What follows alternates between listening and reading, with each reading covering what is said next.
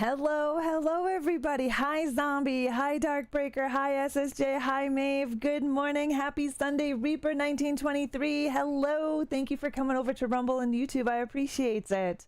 Hello Deadwalk. Hi everybody. Nice evil, Darkbreaker, nice evil. You guys can hear me okay? Sound is good?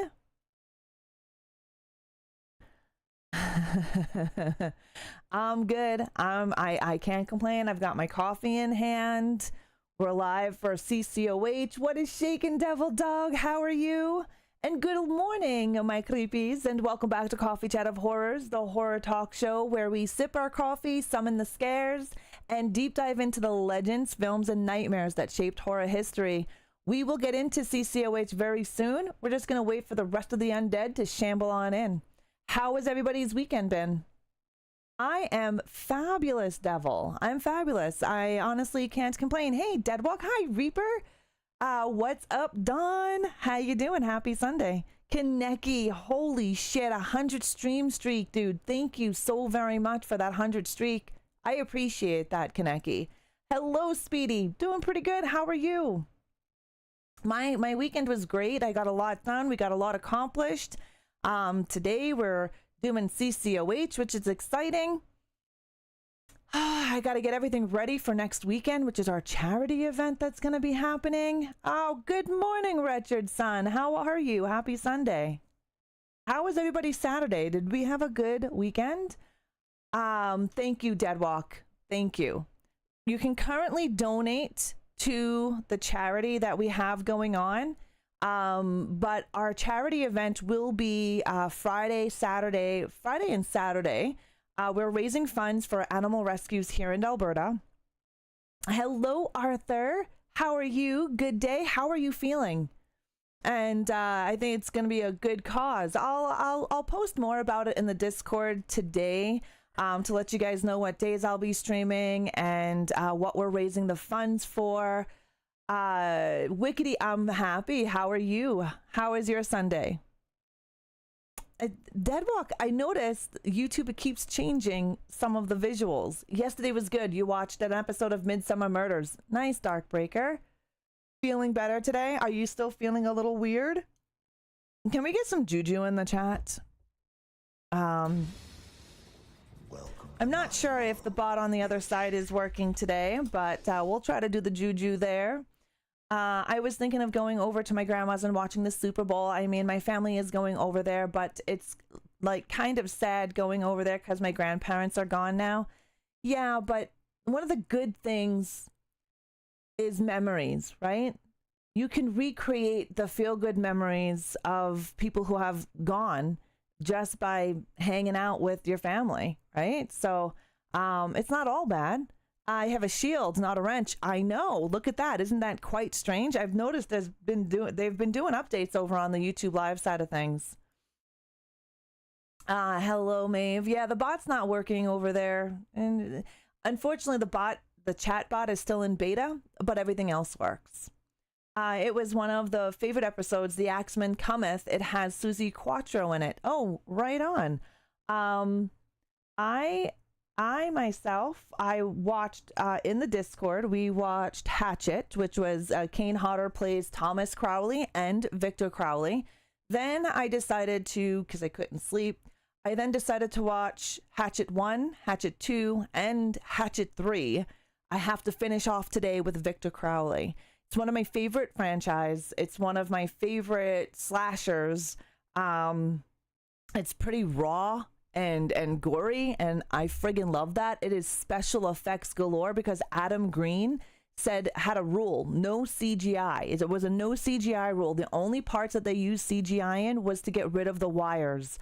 Of course, there were some stunts that needed wire, harnesses and stuff like that. So they utilized CGI just for that, but everything else is special effects, practical makeup, and stunts, and it's amazing, amazing. Hatchet came out on wood like 2006. I wish I would have seen them in theaters. The problem was, Wickedy, it never really got a full theatrical release. It actually got its release during a film festivals. It was a Hatchet marathon for me, Deadwalk, because I love that franchise. So it didn't, and that's why a lot of people don't know about Hatchet. It's quite underrated in that matter. Hatchet is definitely a lesser known franchise unless you're already in it, right? And that is because it did not get the big theatrical release that every other slasher has received. Yeah.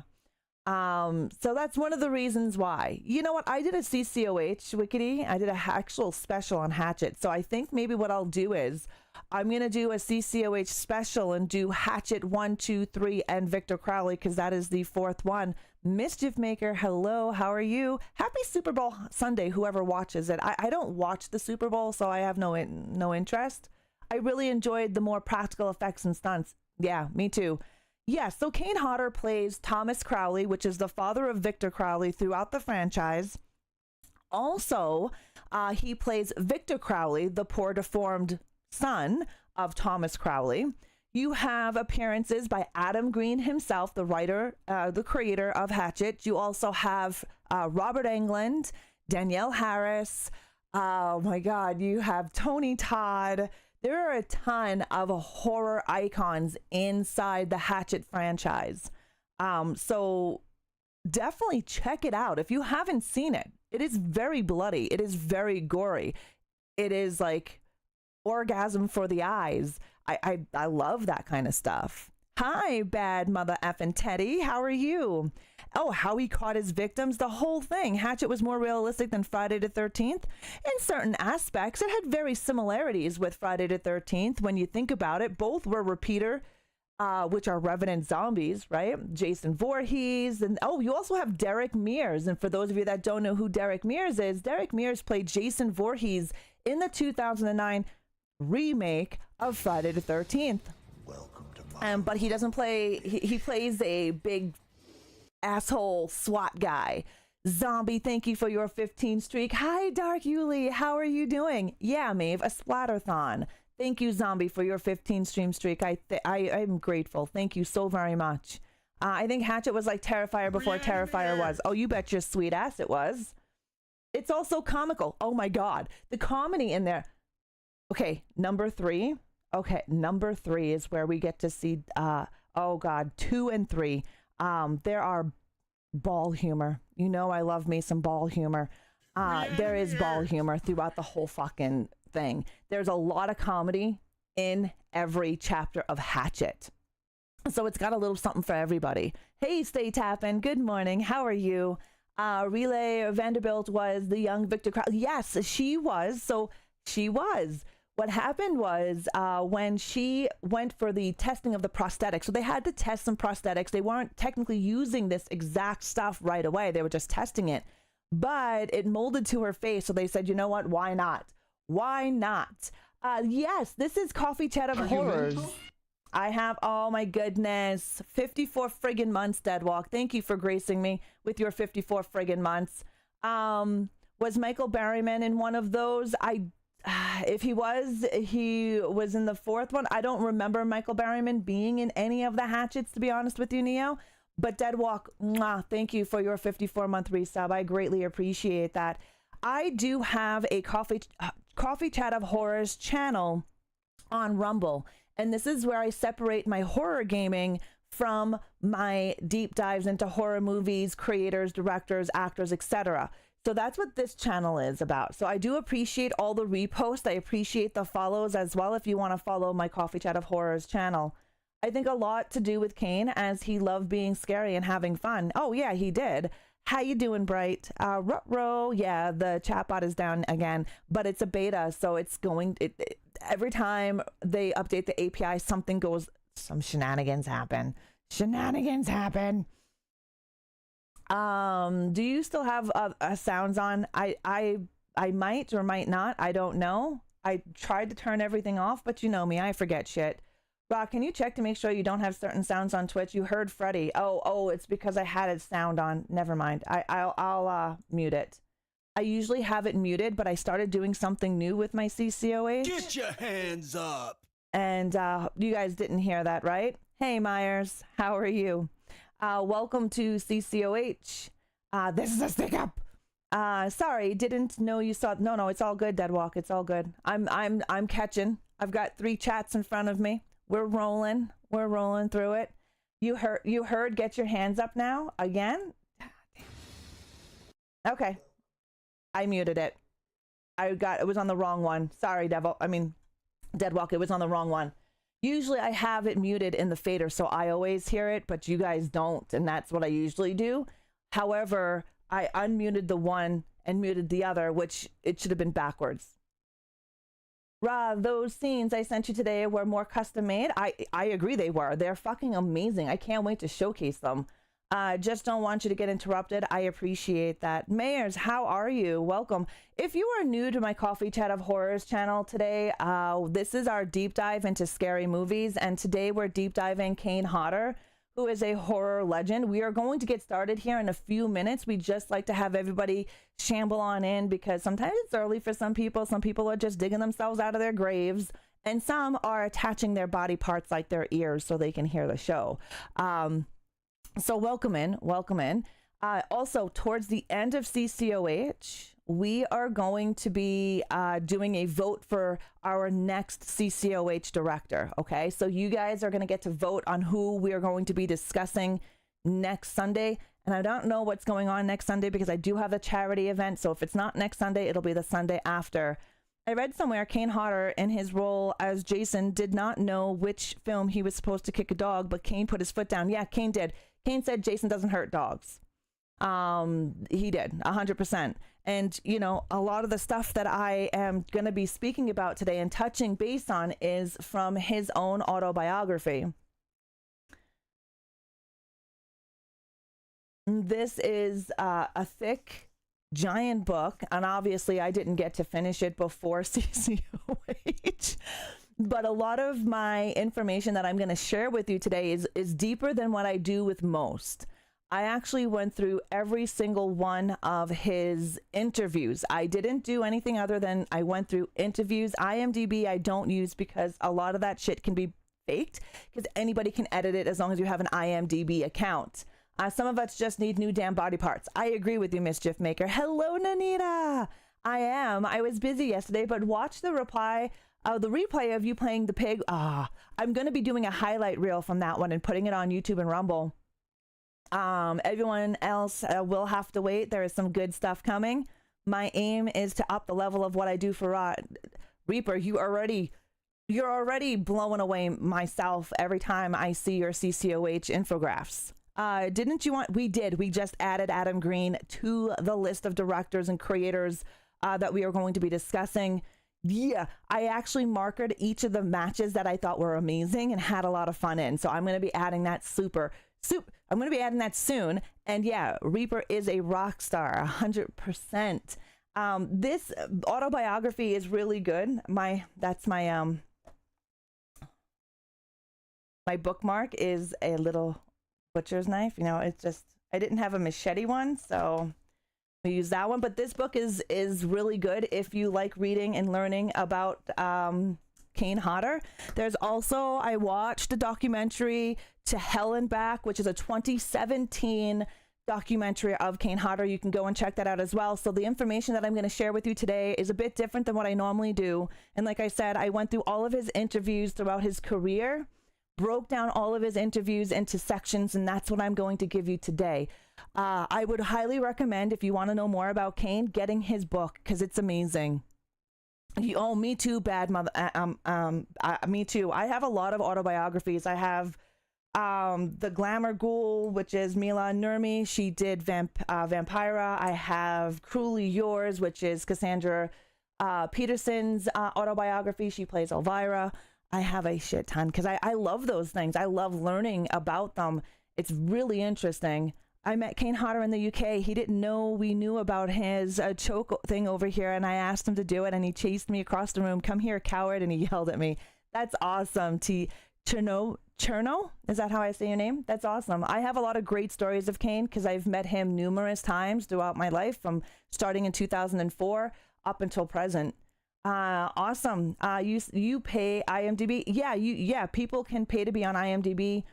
Or you can have a free account. That's a thick book. It's a very thick book. But I bet Kane He has a lot of great stories, a lot. And he went through a huge, like, he was a very shy child. But you know what? Let me have some friggin' coffee, and then let's switch into Coffee Chat of Horrors. By the way, if it's your first time here, ask questions, talk among yourselves. Don't be afraid to be a part of the experience, because you're not just watching me, you are becoming a part of the show. So I want it to be an experience more than you just watching some streamer on the friggin' internet. You know what I mean? Happy Sunday, Kirby. And you can get your own Coffee Chat of Horrors mug if you guys wanted to. And my Valentine's Day slasher t-shirts are all on sale over at the merch store. 20% off of the website, especially the Valentine's merch. It only comes out once a year. I met Tony Todd at Trek Expo, who portrayed, yeah, he's amazing. Who doesn't know who Tony Todd is? He's a fucking legend. May he rest in peace. Oh yeah, he did Candyman. He's in Hatchet series. He's in so many movies. He's a friggin' horror legend. No worries, lady. Thank you for the lurk. Kane cried in his documentary about remembering being bullied. Yeah. He had a lot going on in his childhood, actually, from being bullied, being super shy. When I met him with my daughter, I met him in 2019. It was like my fourth time meeting him. But my daughter, who was super shy at the time, she loves Kane Hodder and she loves Jason. And so when she met Kane, she would hide behind me, and he was very gentle with her. Like, he understood her shyness, and I was like, she's super shy. I don't even know if I'm going to be able to get her to come out from behind me. And he is like, I got this. He was amazing with her. And then he went into his bag and pulled out a necklace with the Jason mask on it for her. And he says, here, this is going to help you. So you can have this. And he was amazing with her. She actually came out of her shell. She was talking to him. She got her pictures. He's choking her. Actually, the pictures are in this book of us as well. He's a great guy. Great fucking guy. And the fact that he had experienced that kind of shit in his life makes him who he is today. But let's dive into CCOH, guys. Like scary movies and coffee. The following show is based on research on horror movies and what goes on behind the scenes of your favorite scary movies. Horde Entertainment or ReAnimateHer is not responsible for the macabre and horror that you are about to witness. Viewer discretion is advised. Haha! Good day, my creepies, and welcome back to Coffee Chat of Horrors, the horror talk show where we sip our coffee, summon the scares, and deep dive into the legends, films, and nightmares that shaped horror's history. If this is your first time here, I am ReAnimateHer, your queen of scream, and this channel is your home for horror reactions, discussions, gaming, and everything spooky in between. So make sure you hit that like button, repost, subscribe, share this out to your friends to get the channel noticed, and I thank you so very much. Today on Coffee Chat of Horrors, we're talking about a man who didn't just play monsters. He survived fire, pain, and obscurity to become one of the most recognizable physical performers horror has ever known. Now grab your coffee, get comfy, and let's get spooky. There are horror icons who become legends because of what they endure and what they say. And then there are horror icons who become legends because of what they actually endure. This is the story of Kane Warren Hodder, born April 8th, 1955 in Auburn, California, a man fans would later nickname Cementhead. Do you know why he was named Cementhead? Anybody? Kane Hodder is best known for portraying Jason Voorhees in the Friday the 13th franchise and Victor Crowley in Hatchet. But to reduce Kane Hodder to just the mask would miss the point entirely, because long before the hockey mask, there was the stuntman. And the reason why they call Kane Hodder's nickname is Cementhead is because he does crazy things. His head is tough as nails. All the stuff that he would do, he just bounced back from. No. Are you talking about the Undertaker, lady? Hodder co-wrote an autobiography with author Mike. The book is about his life in the film industry and was released October. Yeah, there's actually a couple of books that are released. There's also a documentary, To Hell and Back, that was done in 2017. A lot of my information that you're going to hear today is from that documentary, the book that I have, as well as numerous interviews going back to like the 70s when he started his stuntman career. So we're going to give you a nice full-on deep dive. Yes, if you're talking about Kane the wrestler, I have no idea, but Kane Hodder is a stuntman, and they are the two different people. Kane has always said he was doing dangerous things long before anyone ever paid him for it. As a kid, he was constantly testing his limits, climbing, jumping, pushing his body, and not because he wanted attention, but because he loved the adrenaline. Growing up, he was bullied. He was a shy kid, so he was definitely different among others, but he did love pushing his body. Everything changed for him when he saw the Wild West stunt show at Universal Studios. There was a moment that the idea clicked. There were people whose entire jobs were to fall, burn, crash, and get back up again. Even better, you could actually make a living doing it. But the stunt industry is one of the hardest doors in Hollywood to open. Kane didn't come from legacy family, and he didn't have the connections needed. And unlike acting, stunt work doesn't have auditions. You don't read lines, you earn trust. And for years, Kane struggled. He took whatever stunt jobs he could find and lived on unemployment in between. Those early years weren't about fame or recognition, they were about survival. So how many people here would keep going if success meant years of instability first? That tells you about someone who has a passion. I'm one of those people. I do what I do here full time. This is what I love to do. I know it's in there. I know there's a ton of instability in what I chose as a career as a content creator, but it is something I'm truly passionate about, something I truly love doing. And I am definitely seeing the aspect of how awesome it is. Hi, TC Gamer. How are you? Yeah, that's what I heard too, Deadwalk, but I'm not too sure. Yeah, I'm not too sure. The old, it's not who you are, it's who you know thing. Yeah, stunting, it actually is. It's one of the hardest doors to get into because usually you come from a legacy family, right? Or you know somebody to get into it. Kane struggled for a little bit, and you can read it quite a bit in here and in the documentary.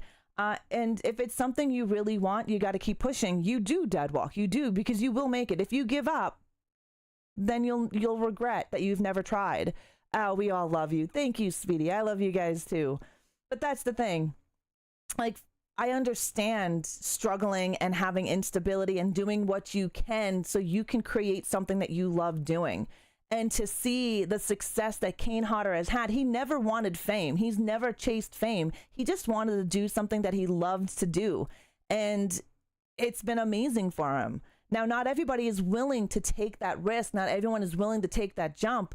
But if you love something so much and want to be able to do it as a career, you're going to have to be willing to take some of the risks. I'm glad you're doing good, TC. Jason Goes to Hell, the final Friday in which he also played Freddy Krueger's Claw. Yes, he did, Radical. Yes, he did. I've done a lot of deep dives, Radical Squadron. So if this is the first time you've seen my channel, I've been doing deep dives for 9 years. And I did the mainstream horror many years ago. I don't really do mainstream horror anymore because everybody and their mama does it. And there's some really cool deep dive stuff about Kane Hodder in the movies themselves. I've done quite a few. You can always check them out in my playlist. And if he wanted fame, he wouldn't have pursued stunt work. No, with heavy wearing makeup all the time. Exactly. It's dangerous work. Stunt actors do not get the recognition that they honestly deserve. When you think about it, the amount of abuse their poor bodies go through, they get beat up quite a bit. And there has to be a point where if it doesn't happen, you got to do something else though. Oh, 100% Deadwalk. you have to have a game plan. You have to have backup. And so I do as well. I do have an education behind me. I hold a degree. I have several years experience in accounting. And this year I am hopefully starting my social media management courses. So having something to fall back on is always important, especially if your dream of job doesn't fall through or doesn't happen the way it needs to happen. But just don't give up on it in 6 months. Hi, Antisocial, how are you? Think of the Fall Guy theme song, the 80s TV series, not the movie with his, I know, right? It's insane. What's up, Ace? How you doing? After that, you know, getting into the stunting industry, he still struggled though. Like he wasn't getting all the jobs back to back. And Kane is known for something rare, even among stunt performers. He lacks a traditional fear. He doesn't fear heights. That didn't bother him. Fire? No, that didn't scare him. And pain wasn't something he ran from. That fearlessness helped build his career and nearly ended his life. One of the most dangerous stunts Kane ever performed was in the film Fair Game, where 4 stunt performers had to jump from a flying helicopter onto a moving train. They didn't do it once, they had to do it 4 times. Imagine having to jump from a helicopter onto a moving train. Like, it takes someone super special or crazy to do things like that. And because the helicopter and train were moving at the same speed, it created the illusion of stability. But falling between train cars would have been catastrophic. So Kane jumped last, and when the helicopter had already become unstable because it was compensating for everyone else who just recently jumped. So you had 3 other people jumping before Kane. And so you got to think about the unstableness of the helicopter compared to the first few guys jumping. You're taking a break at work. I've decided I really like my new job. Awesome, Antisocial. Good for you. Yeah, Tom Cruise. Yeah, he has a lot of stunt actors. We're all 4 attempts on the same day. Yes, it was right after one another, Diella. They had to in order to shoot the scene correctly. That's why he said that it was unstable for him as he was the last person to jump. Hi, Mr. Rippers. Did you know the Fall Guys series went out of the way to hire as many different stuntmen as? Yes, I do, Reaper. Yes, I do. It's a weird thing that I definitely know. After that, then there was a fire. At the age of 22 in 1977, Kane suffered a devastating fire stunt accident during an on-camera interview. The injuries changed his body permanently and led to a long, painful recovery that pushed him to the edge physically and emotionally. But what changed everything for him and his outlook was meeting another burn survivor, someone who was older, heavily scarred, but happy, working and just living a full life. In that moment, that gave Kane something more powerful than pain, and that's hope. Like, hope is a huge thing. Hope can make anything happen. And it's amazing to see at such a young age of 22 to go through such a life-altering trauma. And not just, falling down and breaking an arm, literally being set on fire, feeling your body burning, your skin burning off, like the trauma that would come to it, the depression, when he went through his, the smell alone, 100% Diella, the pain that he went through, he almost died. The doctor that first seen him kind of like brushed his health issues off. He suffered numerous surgeries and went through hell. He literally went through hell. He just about died. He just about lost his life. It was over a year of going through doctors and skin grafts and other crazy things like that. I mean, I could really get into detail, but I'm not going to. If you want to know more about that, he does cover it in his book. It is also covered in a 2021 interview with something parents, good parenting, something like that. Question, is that why he always wear gloves? He's got extreme burns, antisocial, all over his body. Kane playing the pizza in House 4 and janitor in Ghoulies 3 is some rare appearances for him, and he was a teenager in the background of Casino. It's a pretty big movie. Yes, he was. Being a stuntman, Kane knew about timing. Yes, he did. He did a lot of it. He learned, right? That's something as a kid he had a passion for, and literally was like, I can't believe you can do this for money. Hello, M. Horn, how are you? So he learned and did what he had to. And timing, yes, we're going to talk about timing here very, very shortly. It's so sad Kane's dad never got to see him become successful. I'm sure he has. I think I have a totally different think on that one. I worked with Kane at Dallas Comic-Con. Nice, quiet Robert. I worked with the Calgary Horror Con for several years, so I get to work with a lot of horror icons. And I've met Kane in 2004 when cons were just starting out. They weren't huge, and it was a convention in New Jersey, and it was called the Chiller Con at that point in time. Kane was there. My daughter was my young spawn who loves Kane, who she met later on in life in 2019. I saw him in 2004 when autographs and pictures were $5. And I got to sit down with Kane. We got to talking. He's a great guy. I can't even tell you how many times I've sat down and hung out with Kane. There's been tons and tons, not just seeing him at a con, but also working the con. He is a super nice guy. I've met CJ Graham too, who CJ Graham and Kane Hodder have a high respect for each other. He honestly didn't think that he was going to get the next part as Jason Voorhees because he thought CJ did such an amazing job with his portrayal of Jason. Kane didn't think he was going to get it. House 2 is epic. $5. Wow, that was 2004, Diella, 2004. Hell, you can get an interview with Kane. Oh yeah, he's amazing with fans. Hello, hi Rise, you did make it. Yeah, the old Chiller Con. I think it's named something else now. Cherry Hill. What about Cherry Hill? I will say my knowledge of horror has increased in the 9 years I have worked on CCOH. I had pretty good knowledge of horror, not as much as you, Ra. Well, I appreciate that, Reaper. To Hell and Back is a Kane Hodder documentary. Yes, 2017. To Hell and Back. If anyone is actually interested, like I said, I utilized pieces from that interview.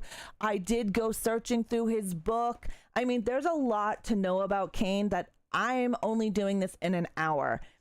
If I did every little piece of information, I'd be here for like 8 friggin' hours.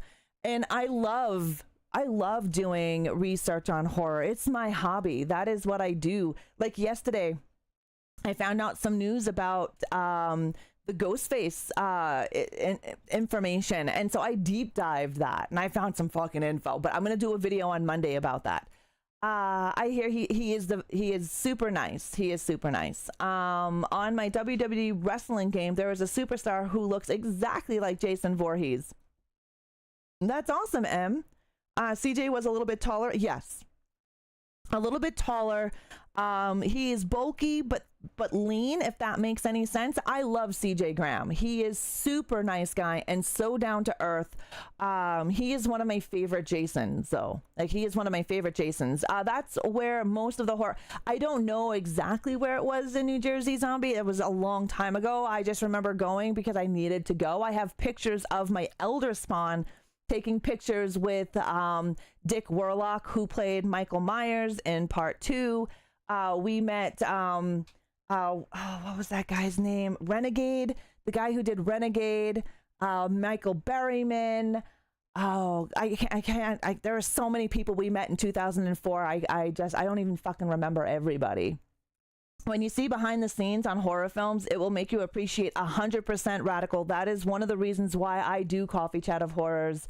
It makes you appreciate the movie a hell of a lot more when you find out how things are done.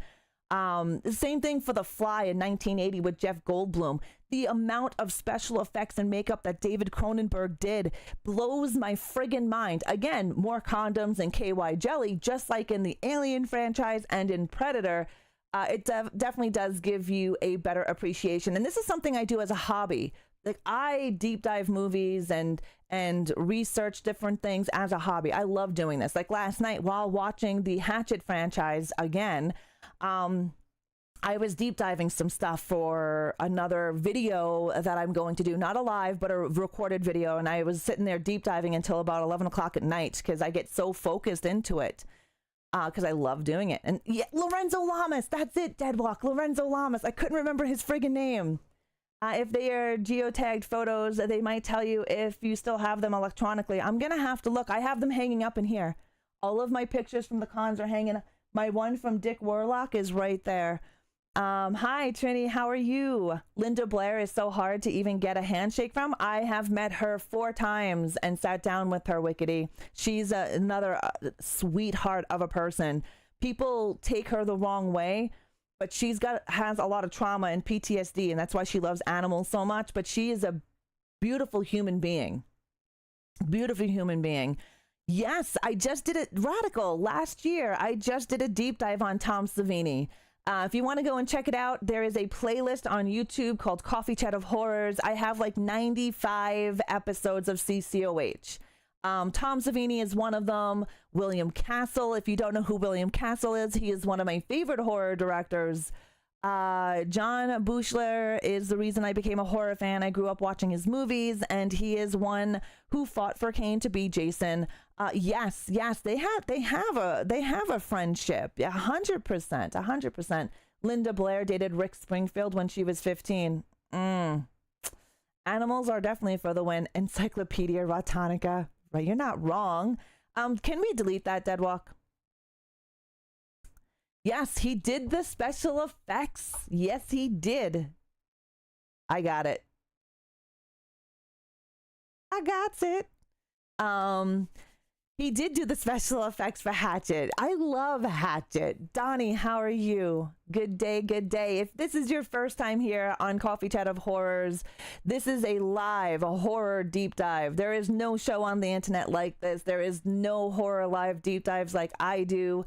If you enjoy this kind of content, no matter where you're watching me on, give a follow, give a like, share this, subscribe to the channel, repost it.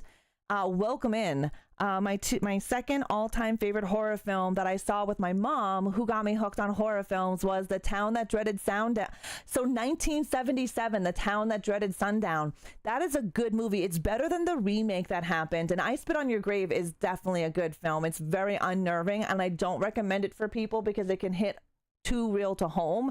So it's a movie that I tell people to watch with care. But those are great friggin' movies. And that's awesome that your mom got you into horror. My grandma got me into horror. She started me off very young. We did a lot of classic, before they were called classic monsters, Bela Lugosi's Dracula, Wolfman. I watched a lot of black and white horror growing up as a kid. I also watched horror hosts, reruns as well. Vampira had reruns that were happening because her show was in the 50s. And when I was young, Red Skeleton was on. He had Vampira on as well. I watched a lot of horror as a child. And at the age of 12, I was buying my own Fangoria magazines with my newspaper route pay. And pay that I would get by picking up cans and bottles and and returning them. Ignore what I just did. That was me hitting my thing on my stream deck. My mother got me into horror. She loved Hammer horror movies. Nice. I was introduced to Hammer horror much later on because back in the day we didn't get a lot of BBC. We also did not have the internet, and we did not have more than like 13 channels. When I grew up. So watching a lot of Hammer horror, which I fucking love because that's a whole level of horror outside of classic horror. I did not show my children a lot of Hammer horror growing up just because there was a bit more sensuality in those films at that time. I did show them a lot of black and white films like The Wolfman and etc. Ra, can you please tell me Jason Voorhees' weight and height? It really depends on the person who was playing him to tell you his height and weight. It depends on which Jason you're looking at, because at one point Jason was like nothing, and then if you follow Jason Goes to Hell, he was a fucking worm. But you know, if you look at Jason's height and weight, it says 6'5". Well, yeah, it depends on who is playing him, because the majority of them were 6'4", 6'5". He's been played. Numerous stuntmen have played Jason Voorhees. Did you guys know that a woman played Jason? Let's see how many of you know that one. Hammer horror is legendary. It really is. And yes, it was a UK thing. That was the United Kingdom's, you know, push through with horror to combat the whole Bela Lugosi, Boris Karloff, Wolfman, Dracula, right? Every country and every culture has their own things. Ra, you're in an ad on Twitch, by the way. Thank you. Thank you very much. I didn't realize that. John Carradine said it best, but I will paraphrase about why horror films exist. People love to be scared. And I'll even go a little further than that, Radical. People love to be scared, but people also love to be able to see the unknown in the safety of their own home. I believe horror can be very healing for some people, especially people with trauma, especially people who have dealt with something like bullying, a Pumpkinhead, or you know, Friday the 13th could still be healing in certain aspects of life because of bullying. I believe horror. Can we just delete and then ban that person? Deadwell, is there a ban? Can we just ban them? Like ugh. I don't even know if we can. Yeah, Ellen Lutter in Friday 2, The Legs. Yeah, you are. Turn the classic show, Freddy's Nightmare, Elvira Creepshow series after 11. Yeah, Up All Night. Monster Vision in the 90s with Joe Bob Briggs. Hammer's old studio is 20 minutes down the road from you. Oh, right on, Chernobyl. Ah, that's awesome. Hi, Elizabetha. I believe it was the walking scene. Yes, it was.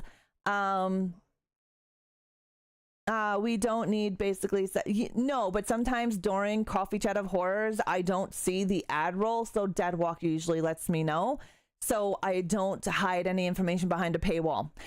Twitch is the only platform that has ads, and I usually pause because I don't want to put it behind a paywall. I don't want to force someone to subscribe to me to listen to the facts that I'm gonna spit, you know? Where on YouTube, I purposely turn the ads off. Who's causing shit? Point him out. I'll flay him like a little toe up pulls out axe. I appreciate that, and welcome back from the ad, guys. I'm doing good, Elizabetha. How are you? And if you're just joining us, we are deep diving Kane Hodder. He is a legend in his own right, and he's more than just the man behind the mask. But yes, you are right. A woman did play Jason Voorhees. In the second film, you'll see a pair of boots and legs walking across the street. That is an actual woman.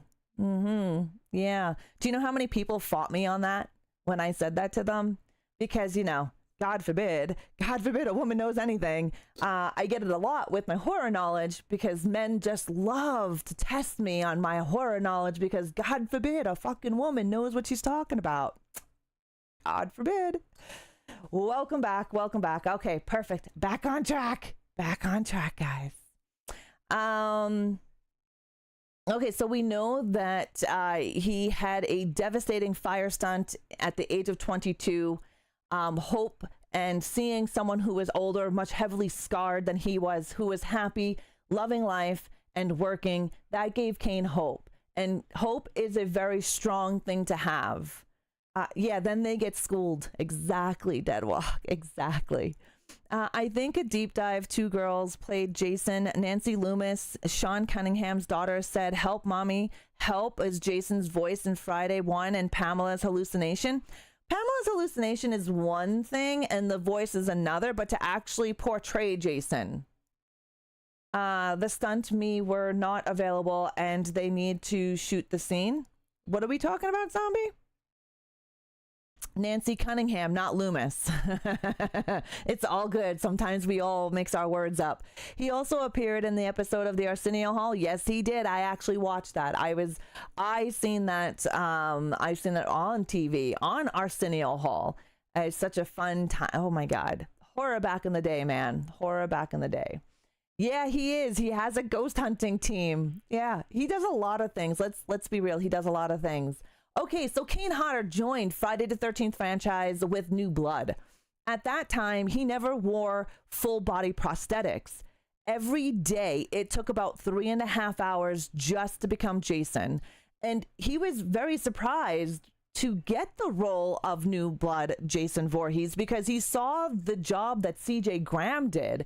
And CJ Graham did an amazing job in Kane's eyes. So he wasn't even sure that he was going to get the stunt job for Jason Voorhees. And the makeup that he wore restricted everything. His breathing was limited because of glued appliances and dentures. Vision was impaired by cloudy lenses that affected both depth perception and his timing. Movement also had to be calculated. Now, back in the day when these films came out, just think about the technology that has come so far nowadays. Back in the day, contacts were made differently, dentures were made differently. A lot of it was very big and bulky, and he had to have a lot of the stuff on. Now, this is a stuntman that never really had this much prosthetics put on him when he joined the Friday the 13th franchise, when he came in at New Blood. And yet Kane didn't just perform, he honestly created Jason Voorhees in my eyes. I love CJ Graham as Jason. I loved what he poured into bringing Jason alive because Jason does not speak. I mean, yes, he grunts. There's sounds that come out of Jason throughout the chapters. However, Jason doesn't have any one-liners like Freddy Krueger does, right? Or Ghostface or Bubba or Chucky. He is a very silent killer in certain aspects, just like Michael. And because Jason doesn't speak, Kane had to communicate emotionally, his emotions physically. And if you watch Friday the 13th and you just look at Kane Hodder's portrayal of Jason, you can see how he portrays all of his emotions physically. He used very heavy, labored breathing to show the frustration. When the final girl escaped, you could feel Jason's anger. So that big whole, pushing his chest out, the heavy breathing that you see Jason do, all of those things and the way he portrays his body was the way that he was able to make Jason speak. And I think he does an amazing job. Kane widened his shoulders and widened his stance and held his arms out and puffed his chest out, amplifying his already imposing 6'4" frame to make him look even bigger and more intimidating. He's a scary Jason when you come to think about it. Like when you sit there and you watch him and don't watch the movie, you just watch him, he's scary as shit. When he dressed up as Jason Takes Manhattan. Yeah, Jason Takes Manhattan wasn't bad. Oh, the walking scene. I believe they needed to shoot that scene and she was the only person. Yes, she was the only person available, Zombie. You are right. I wasn't sure what we were discussing there. Oh, the comics I mentioned last night are Eerie Comic Line. Oh, I have some Eerie Comic Line. That's awesome, Zombie. Awesome. But yeah, I'm going to tell you guys to rewatch Friday the 13th from the New Blood and up and watch him, watch his body movements, his breathing, the way he portrays his version of Jason. Jason has an array of personality depending on who's playing him. And I honestly think the two best Jasons ever playing him is CJ Graham and Kane Hodder. Yes, I know Derek Mears has played him. Yes, Derek Mears has got the height. And Derek Mears is a scary kind of guy. But I don't feel that he's brought anything new to Jason that Jason didn't already have. And yeah, Steve Dash, may he rest in peace, and everybody else who has stunted for Jason Voorhees. But I still believe CJ and Kane brought something more and basically made Jason. CJ Graham's portrayal of Jason in Jason Lives is one of the scariest Jasons I've ever seen, especially when he first comes up out of the grave and he's standing there and nobody else recognizes that he's there, and Tommy's friend is actually talking to him, so his friend's back is showing to Jason, and Jason's just standing there with maggots coming out of his face and he's just heavy breathing and he's just like out there. That is a fucking scary ass Jason to me. That one is very scary. Now, what do you guys believe? Which Kane Hodder Jason did you guys find the scariest? He was in New Blood, Jason Takes Manhattan, Jason Goes to Hell, and Jason X. For me, Kane's portrayal of Jason in Jason Goes to Hell in the first 10 minutes, 10, 15 minutes, is one of the scariest friggin' Jasons ever. He has that mask on, which is the mask that I have right there. His head is like, has bubbles coming out of it. He's slimy. He's wearing this ripped blue shirt. It was fucking disgusting, and he was scary as balls. Like, he was scary. I think that is a very scary Jason that he played. The next one for me would also be Jason X after he becomes Uber Jason, because his mask is amazing and he is scary. Could you imagine something hulking like that coming after you, like non-stop? Jason made his debut as a playable. Yes, he did. Yes, he did. Jason Takes Manhattan was my first Friday movie. Always special place in my heart. It wasn't until recently that I learned people didn't like it. Do you want to know why people didn't like it, Chern? And I'm one of those people. I'll explain why. My first ever vision of Jason Voorhees was the original 1980. I was about 5-ish years old and I seen it on the television. But I did enjoy, as I got older in my young teen years, preteen years, of Friday the 13th. My reasoning is I grew up on the lore of Jason Voorhees. So we know that Jason was a deformed young boy who was bullied by his looks. One of the biggest things that pissed me off about Jason Takes Manhattan is the fact they used a normal looking boy. We know from the novels, yes, there are several novels of Friday the 13th. If you haven't read them, I'm going to tell you to go and check them out. I have. There are several novels that go with the film Friday the 13th. Even in the original 1980, before Jason was even an inkling in their eye, Jason was already deformed. He already was handicapped. And the fact that they removed that in Jason Goes to Hell, and I'm still convinced, Jason Goes to Manhattan, and I'm still convinced Jason Goes to Manhattan is all a nightmare or a hallucination from Remy, the main final girl.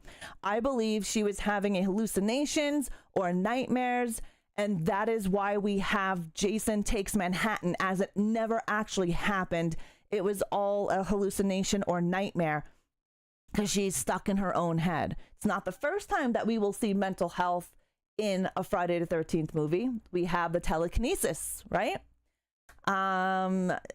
According to lore, Jason Voorhees was, yes, on Friday to Pamela and Elias Voorhees. Yes, actually, and Elias Voorhees was a shitty father.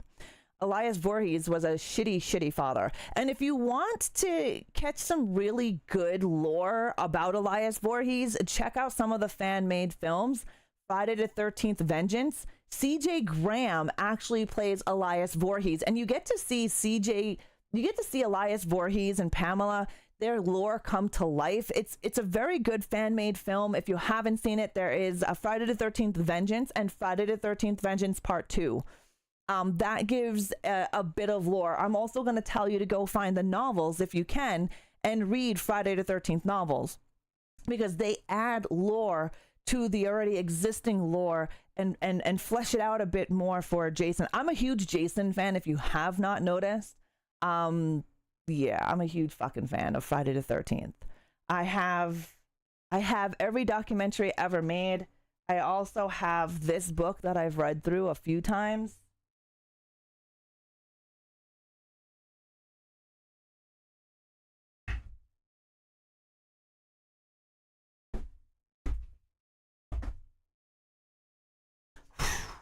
Whipping out all my books here. This one here is one of my favorites. It's signed as well. So it's signed by a couple of my Jasons. And throughout, this is a great Great documentary. It's very long. It's about 5 hours. The book is really good as well. I have this on DVD. I have it digitally, and I have it in this book. This book is heavy as balls, though. Like, it's a heavy, heavy book. And I have numerous Jason Voorhees documentaries, Friday the 13th documentaries,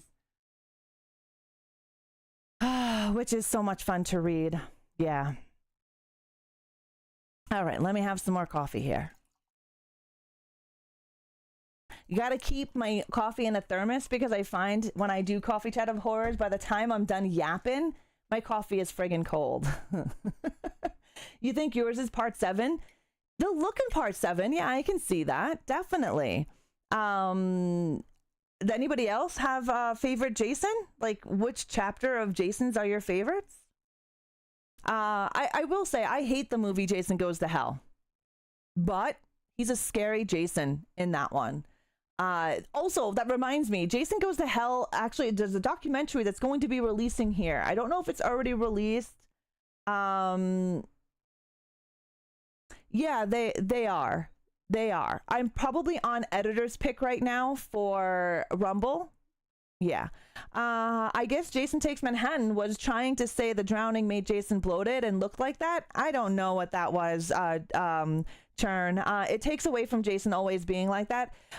That's why I dislike it. Also, Jason is very animated in this one and only picks and chooses who he kills. We all know Jason Voorhees is the friggin' juggernaut of death. We know this. Why would he pick and choose who he wants to kill? That was another thing that tweaked my nipples. But the biggest thing that did that was the fact that they made Jason a normal boy. That pissed me off. And Jason Goes to Hell? Well, that pissed me off even more, because the Jason that they had for Jason Goes to Hell was scary as fuck. He had bubbling coming out of his head. He was slimy. He was moist. He was disgusting. You could just visual, like, he was scary. Then they turned him into a friggin' worm. And every time I talk about that movie, I spit. It's bullshit. Hi, Drawing. How are you? But yeah, I think we're on editor's pick on Rumble, which is really cool. I love the fact that I get picked to be on editor's pick. I'm glad they enjoy my content. Diane Kimball, Nee Voorhees, was Jason Voorhees' half-sister and mother, Jessica Kimball. She was portrayed in Erin Gray and Jason Goes to Hell, the Friday the 13th, 1993. I've always been more into Nightmare on Elm Street and Hellraiser movies. We like what we like. I love Hellraiser. I love Nightmare on Elm Street, but my go-to is Friday the 13th.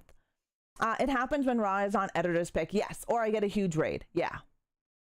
Thank you guys so much for watching. If you're enjoying the content, hit that repost, hit that like button, give us a follow.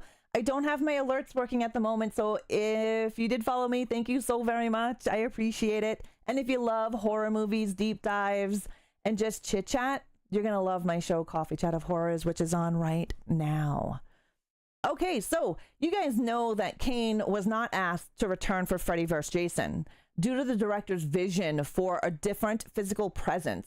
But by that point, Kane's version of Jason had already left an indelible mark. And it really did, because fans were pissed off when they found out that Kane Hodder did not play Jason in Jason vs. Freddy, which I love.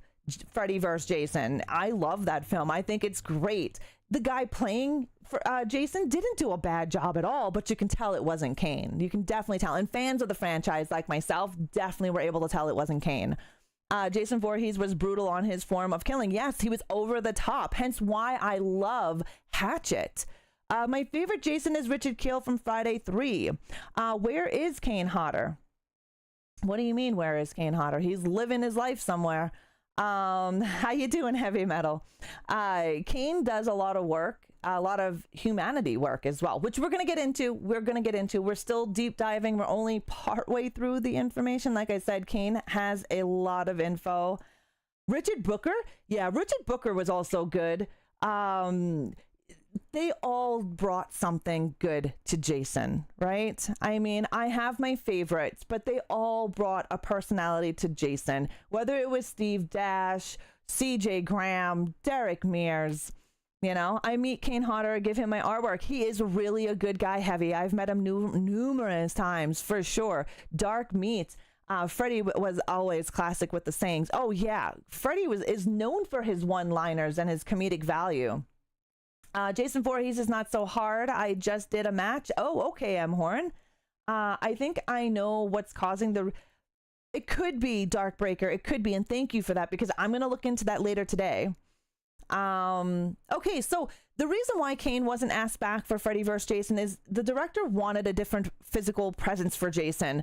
And fans, a lot of fans at the time booed the movie Freddy vs. Jason, even though now it's a cult classic and it's up there with the rest of the franchise chapters. But a lot of people couldn't get over that there was no Kane Hodder. Just like in Halloween Season of the Witch, which is Halloween 3, people were pissed off that it wasn't about Michael Myers. Very similar aspect for Freddy vs. Jason. And as an actor, Kane actively looked for roles that challenged expectations. In the film 13 Fanboy, he requested an emotional scene, something sad and vulnerable, because it wasn't what audience expected from him.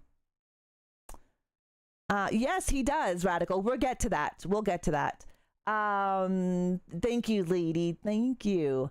With Kane, he was able to play an emotional role as well in Hatchet as Thomas Crowley. He actually has an entire solo scene where he's in the front yard of the boys that technically killed Victor.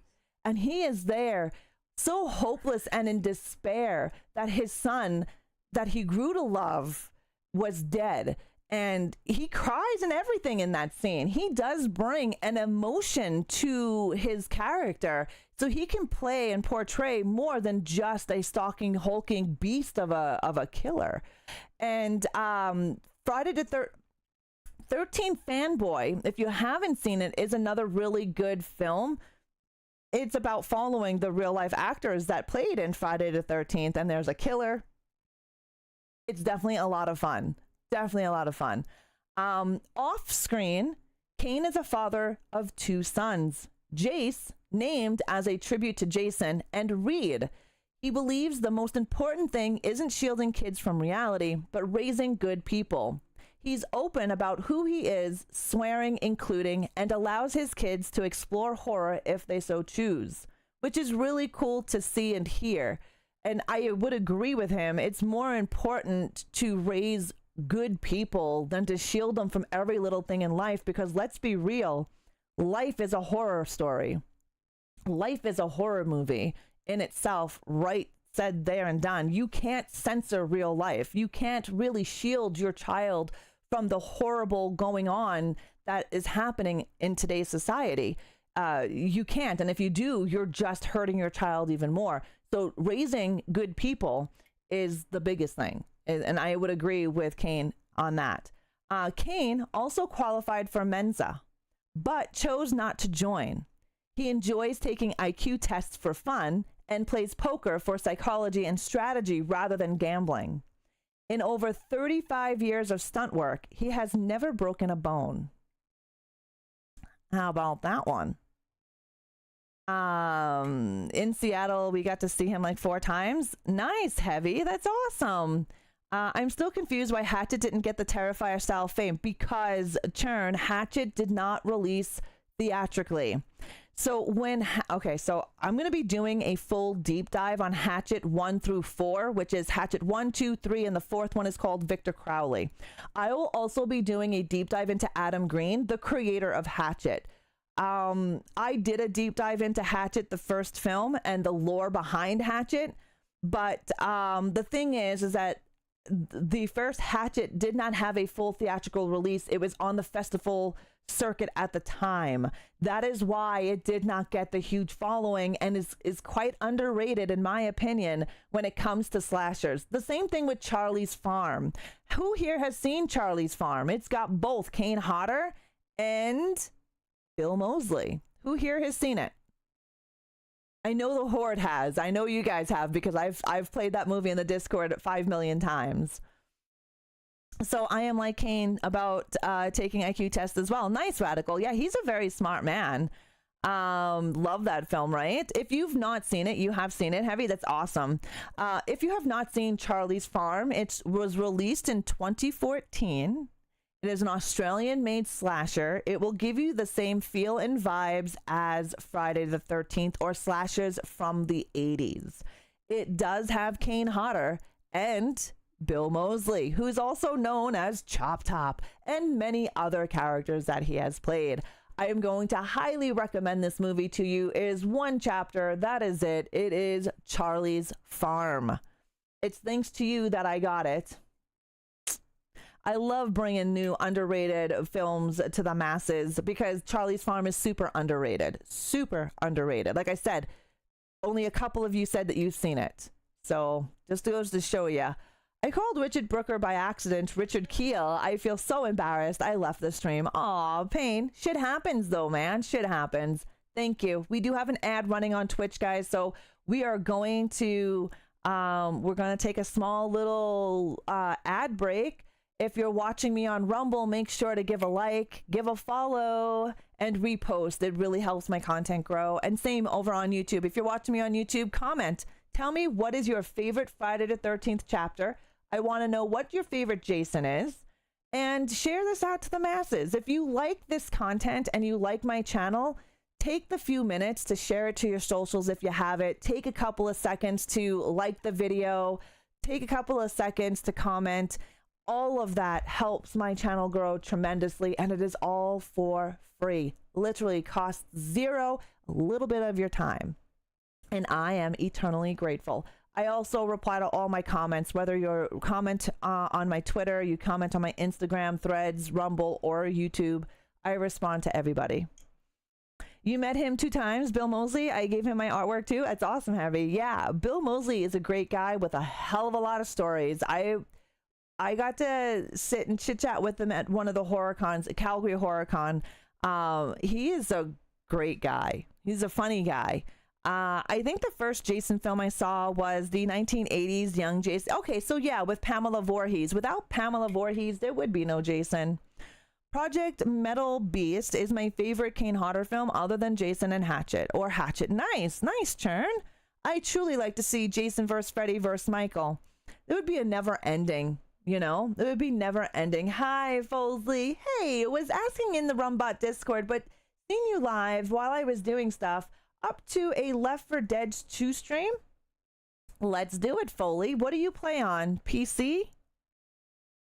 But yeah, definitely. If you tag me in there, I will pop up and I'll pop up in there and reply.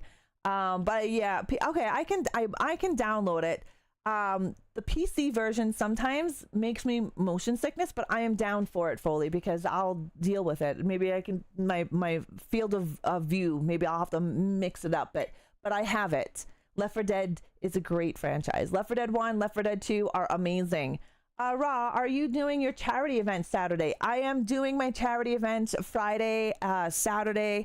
I will release more information in the Discord and on my socials this weekend. We are doing a charity to raise funds for animal rescues. It's important because animal rescues are getting overflowed with cutesy animals, horses, you name it, bunny rabbits, cats, dogs, because humans are terrible.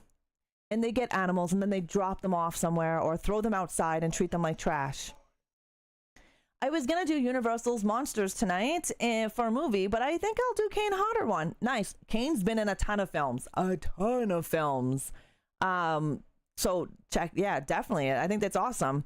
How about Kane Hodder play a Bigfoot movie? Thank you. Welcome back from that ad, guys, over on Twitch. Okay, so let's get into it even more.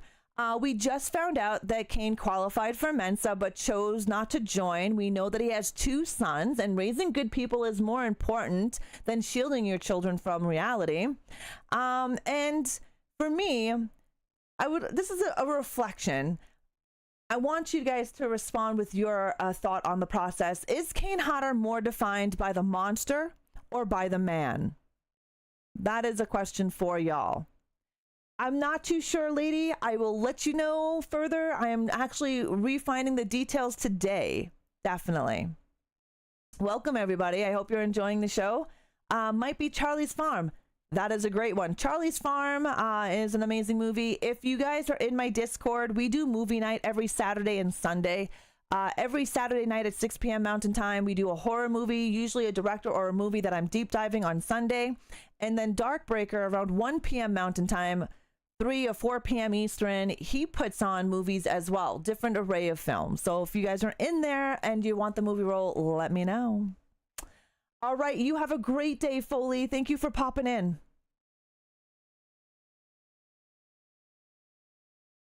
Man, because it brings out the monster. Can't have a monster without the man first, in my opinion. I'm gonna have to agree with you, zombie.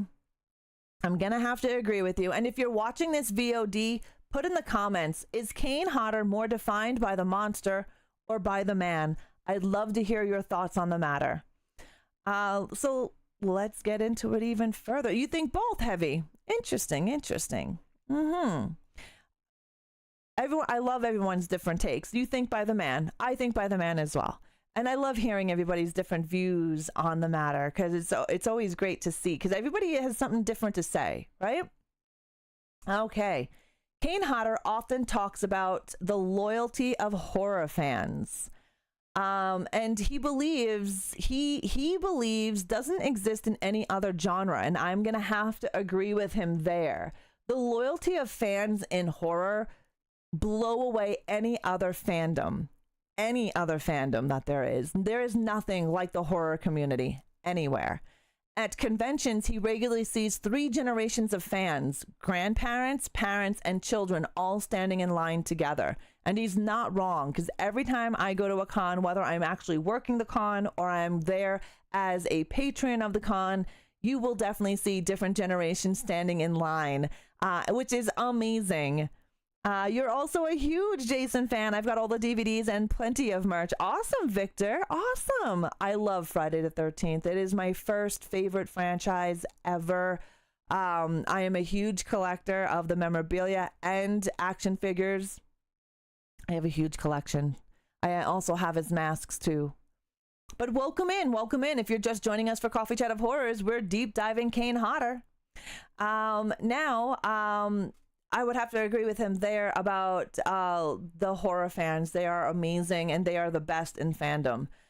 As someone who has met him numerous times, I can attest to how nice this man really is and what he did for my own daughter in 2019. And she will never forget that. She is now a grown adult in university, and she still remembers the time that she had with Kane Hodder, and the fact that he took time out of his busy schedule, because the con was huge, his lineup was huge. This was right before COVID hit. It was in 2019, the summer of 2019. Hi, Moon. And he had a huge line. I mean, his line went down and around, and he took the time out. He didn't like hurry her through. He took the time to sit with her, to chat with her, to say that he understands her shyness and that it's okay. It was just amazing. It was just an amazing thing to see him do. And nobody else has done anything like that. Kane is deeply involved with the charity Scares That Care and runs the I Help Kane program, where 100% of the donations made in his name go directly to burn survivors. These funds help with medical expenses, recovery support, and long-term healing. He regularly visits hospital burn units, sharing his stories with patients who feel overwhelmed or hopeless, showing them that survival can still lead to a full, meaningful life, which was the same thing that helped him when he was in a desperate time, was hope. And hope is a very powerful thing to do. Give someone hope and they will run a marathon. They will recover from some of the most craziest shit ever. And Kane Hodder is proof of that. He literally nearly died at 22. If you want to know more about his actual burns and what happened to him, I'm going to highly suggest you check out his book, Kill, Kane Hodder. You can also check out some of the interviews that he did. Good Parenting in 2021. He did an interview and he spoke about his trials and tribulations with his burns that he had at 22 years of age. Lots of good information out there.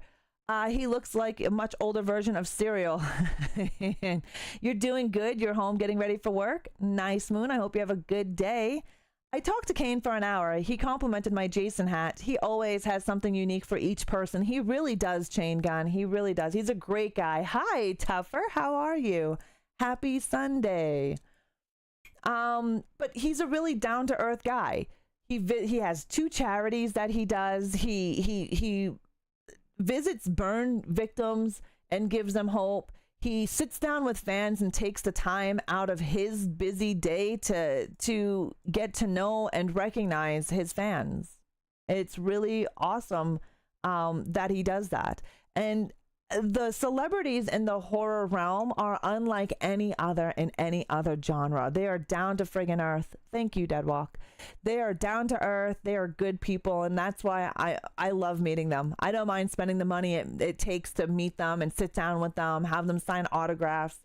It's usually a once in a lifetime thing, especially here where I live. Kane Hodder is not just a slasher icon. He is a testament to endurance, to resilience, to turning pain into purpose. From fire to fame, Kane Hodder didn't just survive horror, he became part of its DNA. And that's going to wrap up today's episode of Coffee Chat of Horrors. But before we go anywhere, the nightmare isn't over yet. I want you to decide where we go next. And I'm going to put a poll up right now over on Twitch and on YouTube. And I think if I can do one on Rumble, but if not, we are going to do a poll for next Coffee Chat of Horrors. Having a hard time getting my Rumble to play? No worries, Drawing. Have a good day. Thank you for popping in. I appreciate that. Thank you. Thank you.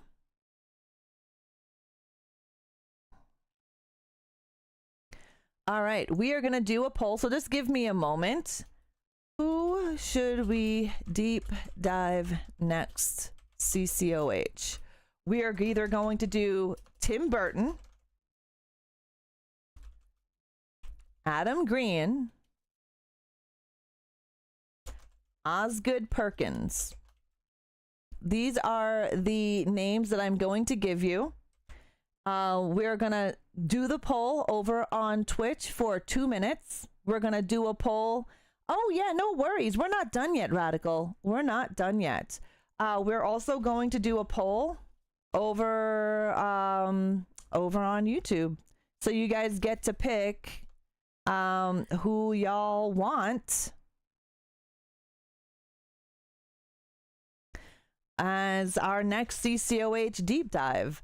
So Tim Burton and Adam Green or Osgood Perkins.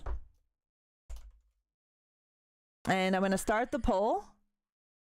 You guys do it. So there is a poll up ahead. This is going to suggest the next Coffee Chat of Horrors creator that we are going to deep dive. You guys get to have a say in what we are doing and what we are going to speak about. If you're over on Rumble, you guys can tell us, who do you want? Do you want Osgood Perkins, Adam Green, Tim Burton? Hi, Ghost Rider. How are you?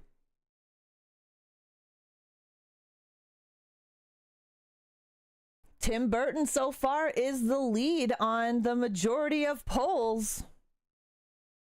Hello, Masonic. How are you? Happy Sunday. For those of you that don't know who Osgood Perkins is, let me give you a few of his films. He's done Long Legs, The Monkey, Keeper, Gretel and Hansen, Legally Blonde, and if you're unsure who Adam Green is the creator of Hatchet and many other fun stuff. So that gives you an idea of who they are if you've never heard of them. Adam Green, his inspiring story of getting Hatchet made with Dee Snider was amazing, and his scary sleepover interviews are truly beautiful. I love Adam Green, Churn. I love Adam Green. Hi, Dope Frags. How are you? So we have 1 for Burton over on Rumble. We have 60% on Twitch for Burton and 50% on YouTube. So our next CCOH, we are going to deep dive The Twisted World of Tim Burton, which he has a different kind of vision and a different kind of horror, and I'm so happy you guys got to have the final say and who we're deep diving next coffee chat of horrors. Adam Green, yeah, I love Adam Green. I have the comics Hatchet. I love them. I really appreciate you guys coming in on your Sunday to hang out with me. So now we're going to go into our just chatting scene because we do have a few minutes left of this amazing horror stream. And thank you all for voting and helping us pick a next topic. Rare Tim Burton fact: his 1980 studio was Castle Green, Pasadena. The hotel Puppet Master was filmed in. Yeah, I actually did a deep dive on Tim Burton about, I want to say 6 years ago, Churn. I have an entire playlist of Coffee Chat of Horrors. Like I said, 90 something videos of CCOH going back to 2018 when it was concepted. I will be adding each of those videos to Rumble as well. So anyone on Rumble can watch all of my past episodes, and anybody on YouTube. Another educational CCOH, although it would have been next level if you wore your attachés. I was thinking of wearing them, Deadwalk. I was thinking of wearing them.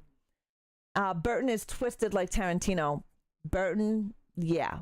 There's reasons why Burton has black and white stuff in his films and stripes. We'll get more to that next time we do. Hi, buddy. Are you coming in to say good morning? Don't bite my shirt. Don't. Come here. Come here. Up. Let's see. This is Mr. Loki, if you've never met Mr. Loki before. Mr. Loki is my producer of my live stream. He comes in and tells me when it's time to go. That's a good boy. Come. Up. Up. Up. I know, when you're done chewing. Up. Good boy. Good boy. My marshmallow baby. There's a marshmallow. He's just a giant marshmallow. You love the Hatchet movies? They're hilarious. Felissa Rose is in one. She's in Victor Crowley, which is the last chapter in the franchise.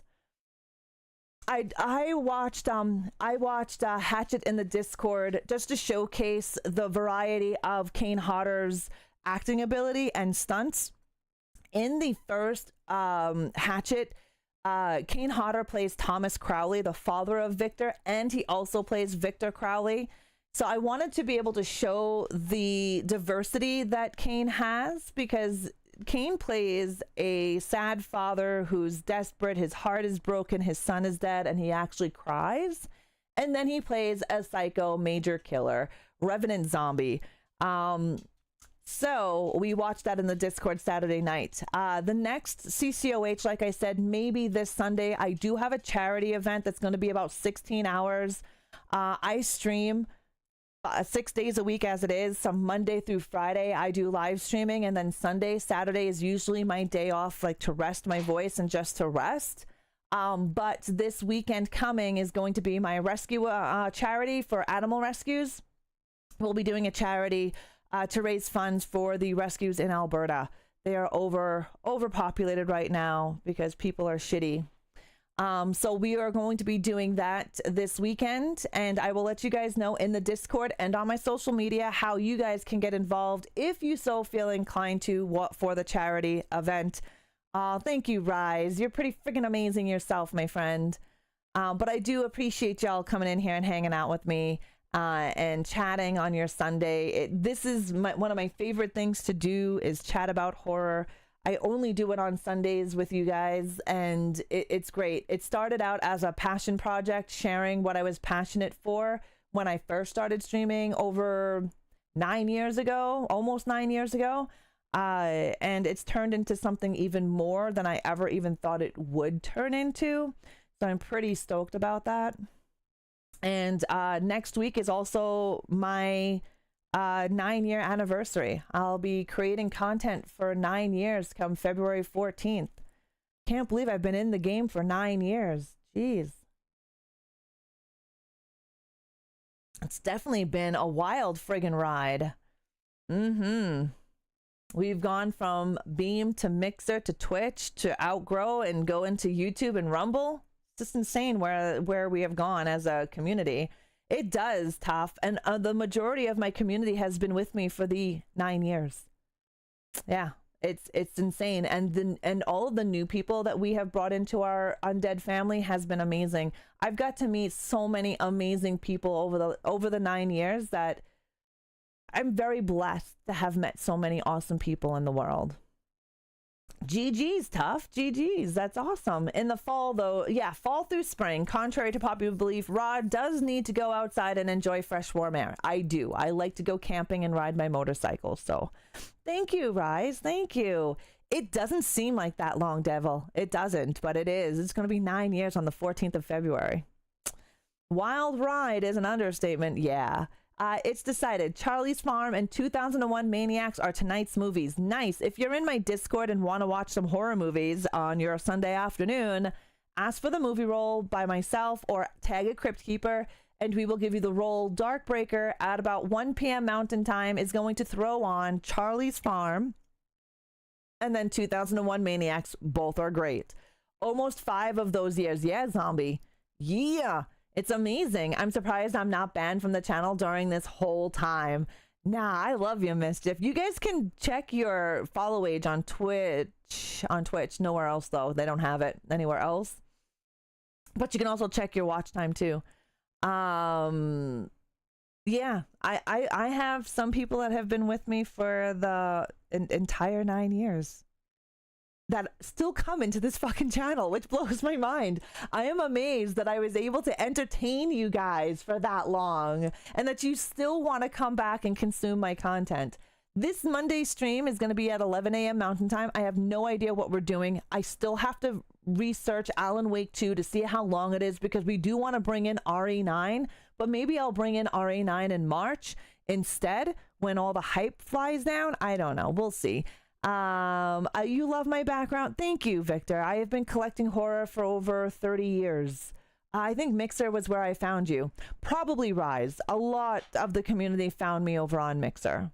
And then when we moved over to Twitch back in 2021 era, I met a whole bunch of new people, a whole bunch of new amazing people.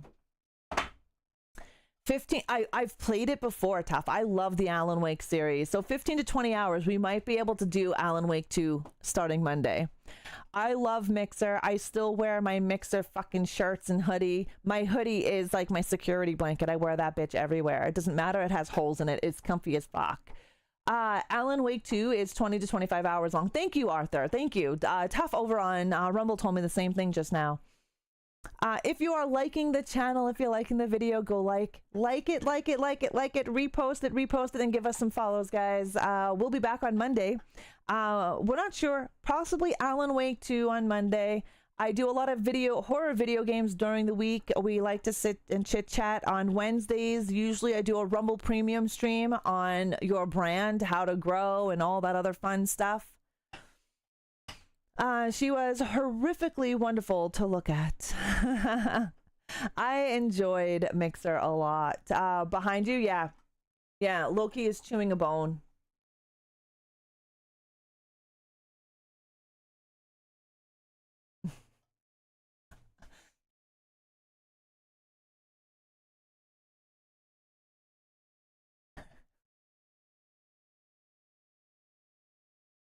Oh, Mr. Paul is good. Mr. Paul is right there. He's good. He's chilling. I bathed Mr. Paul yesterday. Wow, 5 years. It doesn't seem that long. It's right. Look at Speedy's watch hours. Jesus Christ, you guys. Thank you so much. Hi, Rockout. How are you? Thank you guys so much for your watch time. Thank you. I appreciate that. 8 years of watching my horror princess. Well, I appreciate you, Chain Gun. Thank you. Indeed, I was hooked from the start. I appreciate that. Loki chewing a bone in honor of Kane Hodder, right? It's Queen Fu. No, she's in the living room. She's hanging out in the living room. Over 2K hours here alone. I appreciate your guys' follow ages and your watch time. The Snarky Mike, welcome to the crypt. Thank you so much for the follow. Definitely, it's been an amazing time, guys. All right, it's about that time that I have to go. We have things to do, people to cook, people to see. So hopefully our credits work. We'll see.